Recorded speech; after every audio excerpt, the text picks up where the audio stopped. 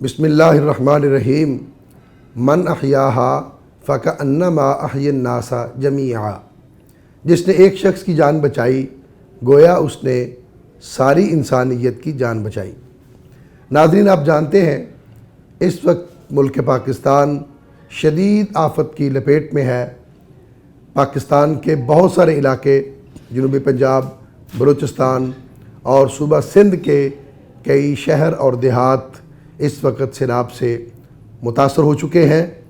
ہزاروں خاندان دربدر ہیں، ہزاروں گھر تباہ ہو چکے ہیں، سینکڑوں اموات ہو چکی ہیں، لاکھوں انسان اپنا گھر بار چھوڑ کے کھلے آسمان تلے زندگی گزارنے پر مجبور ہو چکے ہیں۔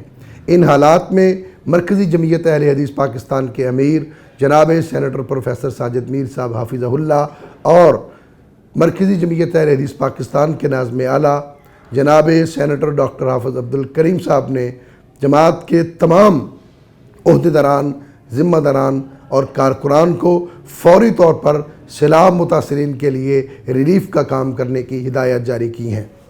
تمام شہری، ضلعی جتنے بھی ذمہ داران خطباء ہیں، ائمہ مساجد ہیں، ان کے لیے فوری طور پر ضروری ہو چکا ہے کہ وہ ریلیف کے لیے بڑھ چڑھ کر کام کریں، ریلیف کے کاموں میں بڑھ چڑھ کر کے حصہ لیں۔ مرکزی جمعیت اہل حدیث پاکستان کے کارکنان، اہل حدیث یوتھ فورس پاکستان کے کارکنان، زمزم ٹرسٹ کے ہمارے کارکنان جو ہیں اس وقت سیلاب کے متاثرہ علاقوں میں موجود ہیں، عوام کی خدمت کے لیے، بیماروں کی بیمار پرسی کے لیے اور جو بھوکے ہیں ان کو کھانا کھلانے کے لیے۔ لہٰذا آگے بڑھیے، اپنا دست شفقت بڑھائیے ان مجبوروں کے لیے جو کھانے کے منتظر ہیں، رہائش کے منتظر ہیں، خیمے کے منتظر ہیں، ادویات کے منتظر ہیں۔